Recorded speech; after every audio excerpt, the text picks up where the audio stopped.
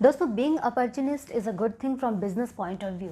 लेकिन यही अपॉर्चुनिटी हम किसी की मजबूरी के टाइम पर उठा लेते हैं तो उसे मजबूरी का फ़ायदा उठाना कहा जाता है, अपॉर्चुनिटी लेना नहीं कहा जाता। इन दोनों चीज़ों में कैसे बैलेंसिंग क्रिएट करनी है और क्या डिफरेंस होता है, ये हमें खुद समझना होगा। या आज की कहानी से हम समझ जाएंगे। हेलो फ्रेंड्स, मैं नोनी जैन। इंटरेस्टिंग आर्टिकल्स चैनल पर आपका बहुत बहुत स्वागत है। ज़िंदगी की कहानियाँ सीरीज़ में एक नई मोटिवेशनल स्टोरी के साथ फिर से हाजिर हूँ। तो दोस्तों, आज की कहानी अपॉर्चुनिटी से कंसर्न है। मैंने पहले ही आपको डिस्क्राइब किया, जिसमें एक बार की बात है, एक पंडित जी होते हैं। उन्हें एक शुभ मुहूर्त पता लग जाता है, ऐसा मुहूर्त जिसमें पानी में कंकड़ डालने से वो कंकड़ हीरे मोती जवाहरातों में बदल जाएंगे। तो उन्होंने इस चीज़ के बारे में पूरी जांच पड़ताल की और फिर अपनी पत्नी को बताया कि कल एक ऐसा मुहूर्त आने वाला है जिसमें पानी में कंकड़ डालेंगे तो हम हीरे जवाहरात बना सकते हैं, तो हम रातों रात माला माल हो जाएंगे। पत्नी भी बहुत खुश हुई, लेकिन पत्नी कहीं ना कहीं थोड़ी सी अनबुझ, या कहा जाता है कि उतनी चपल या चालाक नहीं थी। दोस्तों, अगले दिन क्या हुआ वो आपको बताती हूँ। लेकिन पंडित जी के अगले दिन बीतने से पहले पहले किसी तरह से ये बात पड़ोसन को पता चल गई। आपको पता है ना, पहले के घर छोटे छोटे हुआ करते थे, साथ साथ दीवारें लगती थी। तो पड़ोसन ने कहीं ना कहीं ये बात सुन ली और वो सुनते ही भटकी कि भाई काम बन गया। अब अगले दिन की बारी आई। पंडित जी ने अपनी पत्नी को समझा कर बिठाया, एक बर्तन में पानी डाला और बोला कि जब मैं इशारा करूं तो इस पानी में कंकड़ पत्थर डाल देना। सभी बातें पड़ोसन सुन रही थी, क्योंकि उसके कान तो पंडित जी की ही तरफ थे। अब पड़ोसन भी लेकर बैठ गई पानी का बर्तन कि भाई पंडित जी बोलें तो मैं इसमें डालूं।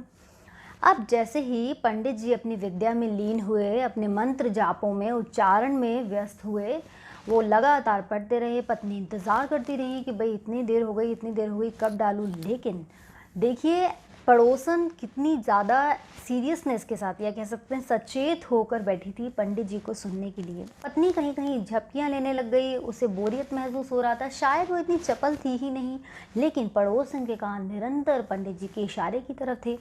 अब मंत्र उच्चारण के समय बीच में पंडित जी ने का इशारा किया और पड़ोसन ने तुरंत ही कंकड़ पत्थर पानी में डाल दिए। और उसके कंकड़ पत्थर हीरे जवाहरातों में बदले या नहीं बदले, मैं आपको बताती हूँ। लेकिन पंडित जी तब भी आंखें बंद करके निरंतर पूजा में लीन रहे। पत्नी बड़ी विचलित होती रही और बोलने लगी बाद में कि पंडित जी, क्या ये कंकड़ पत्थर मैं पानी में डाल दूँ? पंडित जी की आंखें खुली, बड़े क्रोधित हुए, बोले क्या अभी तक तुमने डाले नहीं है? दोस्तों, दरअसल क्या था कि पंडित जी इशारा कर चुके थे और पड़ोसन डाल चुकी थी उस मुहूर्त पर, और उनके कंकड़ पत्थर जवाहरातों में बदल भी गए। पंडित जी बहुत क्रोधित होते हुए पत्नी को बोले, मूढ़, तुम कभी नहीं समझ सकती हो। और दोस्तों, कहीं ना कहीं पंडित जी का गुस्सा आप बताइएगा कमेंट बॉक्स में, जायज़ है या नहीं है। और इसके साथ ही हम अपनी कहानी के सार पर चलते हैं। और मौके का फ़ायदा पंडित जी की पत्नी नहीं उठा पाई, कहीं ना कहीं अपनी समझदारी की कमी से या एकाग्रता की कमी से। तो कहा जाता है मौके का फ़ायदा इस तरह से, ये अच्छा अवसर था और वो मौके का फ़ायदा नहीं उठा पाई, लेकिन पड़ोसन ने इन सभी के बीच में फ़ायदा उठा लिया। आप कमेंट बॉक्स में ये भी बताइएगा कि आपको क्या लगता है कि पड़ोसन ने कुछ गलत किया या अपनी सूझबूझ से उसने सही कुछ प्राप्त किया। पंडित जी ने एक गूढ़ बात को अपनी पत्नी के साथ साझा किया, लेकिन कहीं ना कहीं एक व्यक्ति जो इन चीज़ों में समझदारी रखता है, उसे ये भी मालूम होता है कि मेरे साथ जो व्यक्ति है वो कितना समझदार है, कितना बुद्धिमान है। तो दोस्तों, देखा हमने कहानी में एकाग्रता की कमी की वजह से या समझदारी की कमी की वजह से पंडित जी ने इतने अच्छे मौके को, या पंडित जी की पत्नी ने एक अच्छे मौके को, अवसर को गंवा दिया, अपॉर्चुनिटी का फ़ायदा नहीं लिया। बिज़नेस में भी तो ऐसा ही होता है। हम किसी किसी मौके को, या बिज़नेस में नहीं, हमारी ज़िंदगियों में ऐसा होता है दोस्तों कि हम मौक़ों को गंवा देते हैं। लेकिन ऐसा बिल्कुल नहीं है कि एक मौका गंवाने पर हम डिप्रेशन में चले जाएं या लगता है कि जीवन ख़त्म हो गया है। क्योंकि देश के बहुत बड़े कवि डॉक्टर प्रवीण शुक्ल की मुझे दो पंक्तियाँ याद आती हैं कि अपने सारे अनुभवों का है यही बस सार अंतिम, अपने सारे अनुभवों का है यही बस सार अंतिम, ना कोई भी जीत अंतिम, ना कोई भी हार अंतिम। तो किसी मौके को गंवा देने का ये अर्थ बिल्कुल नहीं होता कि जीवन में हमें कोई अवसर ही प्राप्त नहीं होगा। लेकिन जो अवसर आते जा रहे हैं उनकी तरफ सचेत रहने का हमारा फ़र्ज़ भी है, हमारा कर्तव्य भी है।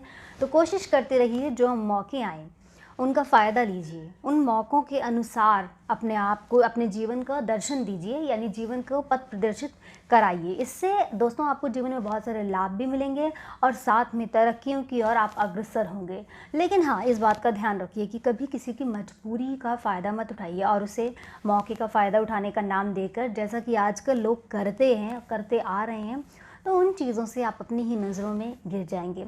यदि आपको किसी व्यक्ति के स्वभाव के बारे में या किसी व्यक्ति की परेशानियों के बारे में कुछ पता है, तो दोस्तों उस चीज़ों का फ़ायदा उठाने से आप अच्छे इंसानों में अपनी गणना कभी नहीं करा सकते।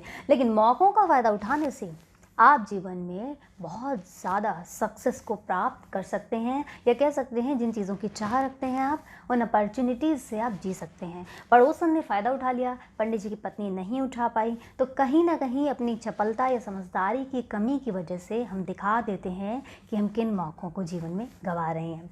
कैसी लगी कहानी और आप इस कहानी से और क्या शिक्षा ले सकते हैं, ये कमेंट बॉक्स में मेंशन कीजिएगा। कहानी कितनी अच्छी लगी, फेसबुक पर अगर इस कहानी को देख रहे हैं तो हमारे पेज ज़िंदगी की कहानियों को फॉलो कीजिए, और अगर आप ये कहानी यूट्यूब पर सुन रहे हैं तो हमारे चैनल इंटरेस्टिंग आर्टिकल से फटाफट से सब्सक्राइब करके बेल आइकन पर क्लिक कर दीजिए, और वीडियो को लाइक करके शेयर करके अपने दोस्तों तक भी ये मैसेज पहुंचाइए। फिर मिलते हैं नई कहानी में, तब तक के लिए बाय बाय, टेक केयर, जय हिंद एंड जय भारत।